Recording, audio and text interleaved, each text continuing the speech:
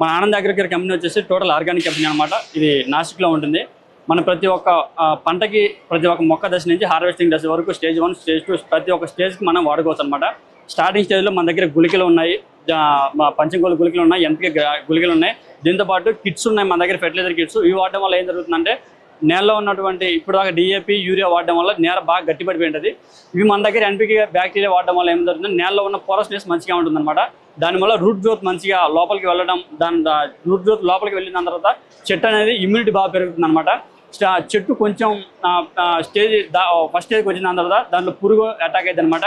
పురుగుకి కానీ ట్రిప్స్కి కానీ మైట్స్కి కానీ మన దగ్గర టీఆర్ఎం అనే ప్రోడక్ట్ ఉందన్నమాట. దీనివల్ల చిల్లీలో కానీ లేకపోతే అదే ఇతర కూరగాయల పంటలలో కానీ వర్స్ ఏ పంటకైనా సరే వైరస్ నెంబర్ 1 వర్క్ చేస్తుంది.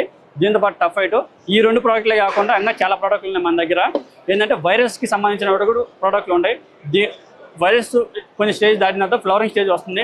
ఫ్లవరింగ్ స్టేజ్కి మన దగ్గర క్రాప్టానిక్ ఉందన్నమాట. ఈ ప్రోడక్ట్లు ఏంటంటే 16 రకాల పోషకాలు ఉంటాయి అన్నమాట.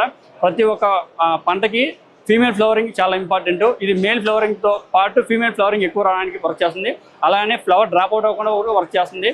కాయ అనేది నాణ్యత వస్తుంది అనమాట. మెయిన్ మోటో ఏంటంటే ప్రతి ఒక్కరు ఆర్గానిక్గా పండించాలి, ప్రతి ఒక్కరు ఆరోగ్యం మంచిగా ఉండాలి అనేది మన మెయిన్ మోటో అనమాట.